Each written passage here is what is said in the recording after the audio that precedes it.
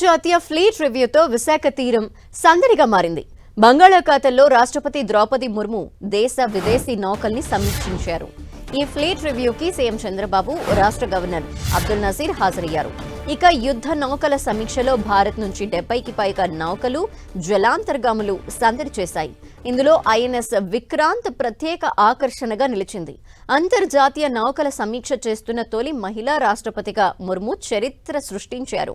రేపు international city parade, Milan 20న IONS conclave of chiefs కార్యక్రమాలు నిర్వహించనున్నారు.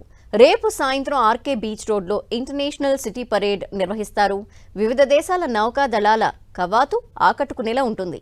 ప్రపంచ దేశాల సంస్కృతి, సాంప్రదాయాలు తెలియజేస్తాయి. ఈ కవాతు బీచ్ రోడ్లోని పార్క్ హోటల్ నుంచి కోస్టల్ బ్యాటరీ వరకు నిర్వహిస్తారు. భారత నౌకాదళ ఫైటర్ జెట్స్, పారాషూట్లు, హెలికాప్టర్లతో ఆకాశంలో అద్భుత విన్యాసాలు ప్రదర్శించనున్నారు. ఆ తర్వాత నౌకాదళ లేజర్ షోలు, బ్యాండ్ ప్రధాన ఆకర్షణగా ఉంటాయి. ఈ నెల 20న Indian ocean naval symposium conclave of chiefs నిర్వహించనున్నారు. ఫ్లీట్ రివ్యూ మిలాన్ల కోసం 7,000 మంది పోలీసులతో బందోబస్తు ఏర్పాటు చేశారు. 64 డ్రోన్లతో నిరంతరం నిఘా ఏర్పాటు చేశారు. మరోవైపు జీవీఎంసీ ఆధ్వర్యంలో 119 అభివృద్ధి, సుందరీకరణ పనుల్ని 19 కోట్లతో చేపట్టి పూర్తి చేశారు. వీక్షకులు విన్యాసాలు చూసేందుకు గ్యాలరీలు సిద్ధం చేశారు. మరిన్ని వివరాలు మా ప్రతినిధి విక్రమ్ అందిస్తారు. విక్రమ్,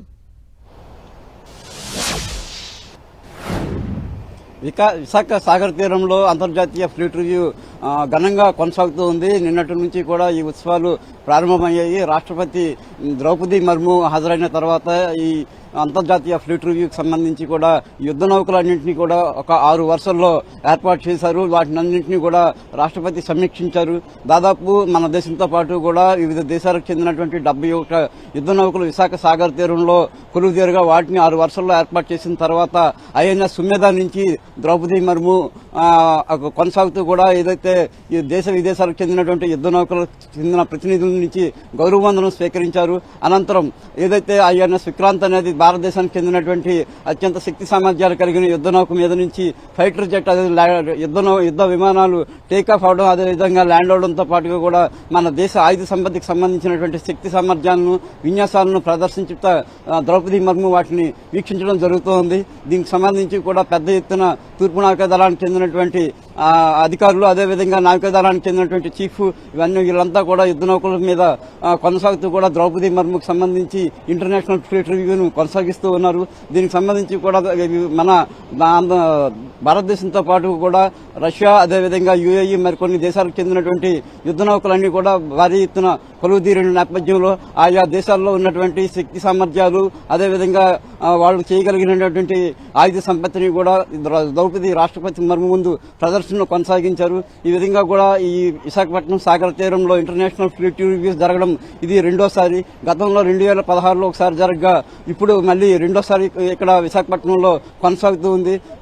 ఏదైతే భారత మహిళా రాష్ట్రపతి తొలిసారిగా కూడా ఈ ఇంటర్నేషనల్ ఫ్లీట్ రివ్యూను చూసినటువంటి సమీక్షించి చేసినటువంటి మొదటి రాష్ట్రపతిగా ద్రౌపది ముర్ము గుర్తింపును, చరిత్రను సృష్టించడం జరిగింది. అంతేకాకుండా మరోవైపు విశాఖ సాగర్ తీరంలోనే రేపు ఆర్కే బీచ్ లో మిలాన్ కి సంబంధించినటువంటి కార్యక్రమం జరగబోతూ ఉంది. ప్రస్తుతం మన విజువల్స్ అన్ని చూడవచ్చు. ప్రధాన వేదిక సిద్దమైంది. ఇక్కడ నుంచి గవర్నర్, అదేవిధంగా నావికాదళానికి చెందినటువంటి ముఖ్యమైనటువంటి ప్రతినిధులంతా కూడా హాజరై ఇక్కడ కూడా వివిధ దేశాలకు చెందినటువంటి నౌకాదళాలకు చెందినటువంటి అధికారులు, అదేవిధంగా విన్యాసాలను ఇక్కడ ఆర్కే బీచ్ లో ప్రదర్శిస్తారు.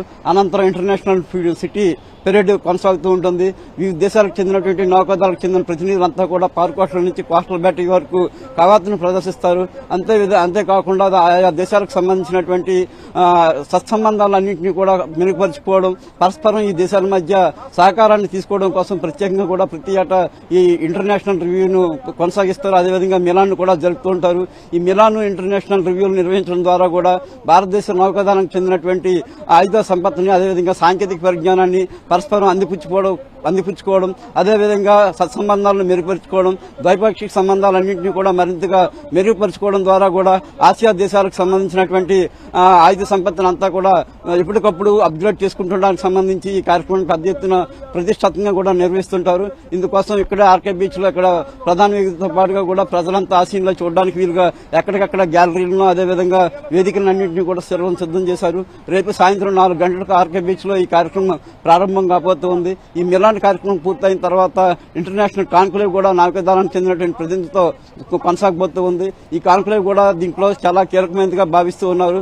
ఈ కాన్క్లేవ్ లో భారతదేశానికి చెందిన నౌకాదళ అధికారులతో పాటుగా కూడా ఇతర దేశాలకు చెందినటువంటి నౌకాదళ ప్రధాన అధికారులు పాల్గొని ప్రస్తుతం ప్రపంచంలో జరుగుతున్నటువంటి పరిస్థితులను అంచనా వేయడంతో పాటుగా కూడా సముద్రం గర్భంలో సంబంధించి రాకపోకలు అదేవిధంగా రవాణా వ్యవస్థను మరింతగా మెరుగుపరుచుకోవడం, అదేవిధంగా శత్రుసేనలకు సంబంధించి ఎదుర్కోవడానికి సంబంధించి ఎటువంటి జాగ్రత్తలు అదేవిధంగా ఎటువంటి వ్యూహాలను అనుసరించాలి అనే దానికి సంబంధించి కూడా ఈ కాన్క్లేవ్ లో చర్చిస్తారు. అంతేకాకుండా ఈ కాన్క్లేవ్ లో వివిధ దేశాలకు చెందినటువంటి ప్రతినిధులందరూ చర్చించిన తర్వాత పలు కీలక తీర్మానాలను కూడా చేయబోతూ ఉన్నారు. ఈ తీర్మానాలన్నింటినీ కూడా వివిధ దేశాలు ఏదైతే ఈ మిలాన్ అదేవిధంగా కాన్క్లేవ్ లో పాల్గొంటారో ఆ దేశాలకు చెందినటువంటి అంత నౌకాదళం అంతా కూడా తీర్మానాలను అనుసరించాల్సి ఉంటుంది. ఈ రకంగా కూడా విశాఖపట్నం ఇది వేదికగా నిలుస్తుంది.